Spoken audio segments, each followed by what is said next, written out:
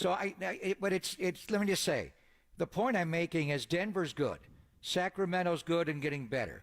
Phoenix is going to add. They're going to get rid of Chris Paul. They're going to add people around Durant and Booker. I'm not. If I'm Kirk Lakeup, and this is coming from Joe, Kirk Lakeup and Mike Dunleavy just execute the plan. They are not in the business of giving away talent. Why would they do that? Jordan Poole, outside of Steph Curry, is the most offensively gifted player on the roster. And in some regards, he's different than Steph. I'm not going to say he's better than Steph, but he's offensively gifted. You have to get him back on balance, on rhythm, playing well. I don't know what caused it. I'm not around that team. It's amazing to me that it lasted the entire year, but it did. So who are you going to blame? You're going to blame the guy that threw the punch or the guy that took the punch? But all I care about, Denver just showed you that in all championships are like this. There is an element of talent that is undeniable, but there's also elements of chemistry, which the Warriors don't have right now in this situation, and fit. I'm not saying that it's not against Jordan Poole. Jordan Poole didn't fit last year? No, not in the slightest. He's not a good defender. I'm talking he couldn't play with Curry. Okay. What I'm saying is that there's two things. There's chemistry and fit, and you don't necessarily have to have the most talented team. You have to have the team from a chemistry standpoint, from a fit standpoint. What I'm saying is all those Warriors teams that won had these great fits. And I don't know if Jordan Poole is. 1 year he was, 1 year he wasn't. And if those guys can't work it out, because Marcus pointed out that, look, Steve Kerr got punched by Michael Jordan.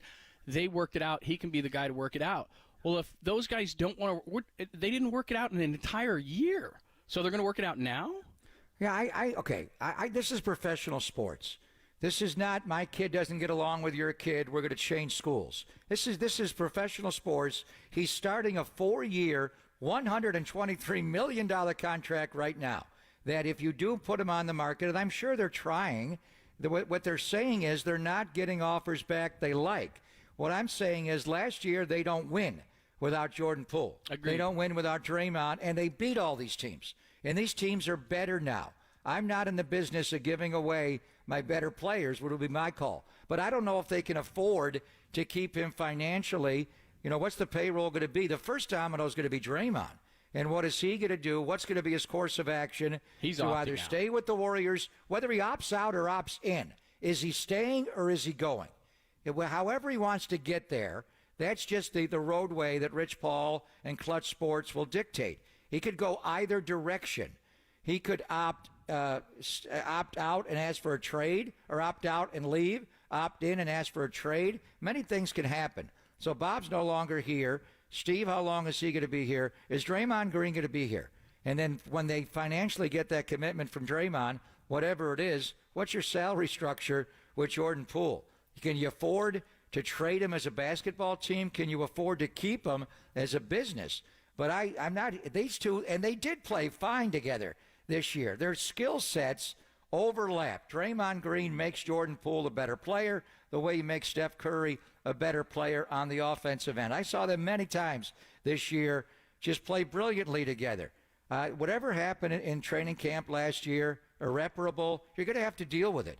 So I mean, I don't think that makes you a better team to trade Jordan Poole. Everybody's down on Jordan Poole right now because he had a down year, and specifically he had a down playoff. If he plays better against the Lakers, they win. I mean, my issue becomes... Did you see him last year? Yeah, he's a very skilled player. And I Get saw him that this year. Jordan Poole back. Yeah. Get that guy back. All I'm saying is that the focus has... It's always been this, but last year they thought they could do both, and it's nearly impossible to do both. And so this year I look at this, and I think someone's going to move. Now, is that Kuminga? Can you get enough back? Is it Poole because of the chemistry issues? I'm not down on Jordan Poole. All I'm simply saying is that there may be a better fit.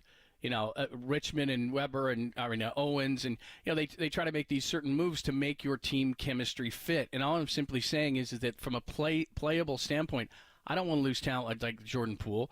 But if somebody out there liked him and they have a piece that fits better on your team, and you're trying to maximize Steph's window, which is clearly now, it's not let's do both, it's let's maximize Steph's window. That's what I think they have to do. And if it's Poole, it's Poole. If it's Kuminga, it's Kuminga. But clearly that has shifted. And the one thing that I think is definitely clear is by Denver winning, and again, no disrespect to Denver, I think that Joe Lacob is sitting back going, we can win this thing. We're not going to do anything crazy or drastic, and if I have to spend money, I will. That's what's going to be another interesting aspect of the offseason. In my opinion, you're underestimating Denver. They're a good team. They're well coached. They're not going away. Are they going to win the championship every year? Hell, the Warriors didn't win it every year. So Denver's good, and they're the champions right now. And the Warriors had a hard time dealing with them. I think what the bottom line is, I would look financially. They may not be able to do it. They may have to move somebody off the roster financially. That could be the mandate from the Lakers is to do that. My thing would be, let's not trade Jordan Poole. Let's try to rehabilitate Jordan Poole to get him back to where he is. And when Anthony Slater writes a column like this, where do you think that's coming from? It's coming from the organization saying, we really can't. We looked into it, and we really can't trade Jordan Poole, or the offers we're getting are insulting, or we're not going to do that. So, sometimes you're taking down a road. Which can get teams to say, oh, okay, because they weren't even for it's nothing against him. It's just they weren't even open for business yet. I mean, we got a long way until October. I don't buy any of that. Well, now you're starting. The off season's underway right now. We got a draft coming up a week from Thursday. Yeah. You don't think they were talking? They talk at the combine, the draft combine. They talk at the finals. They talk all the time. Whether they can actually execute a trade. What's going to happen until June the 30th. Teams are going to draft, and they're going to get certain players, and they're going to start shuffling their roster, and then all of a sudden, people start inquiring right now. I know, but the draft hasn't even happened. Free agency hasn't even happened. When all those things settle, then you look at your roster and say, we have a hole, you have a hole, we would fit. It hasn't even started. So for someone to say that we're not moving Jordan Poole, the parts haven't even started moving yet. How do we know? You could trade him at any time. You could trade him in the middle of next year. What's the first thing is Jordan Poole's under contract for the Golden State Warriors right now.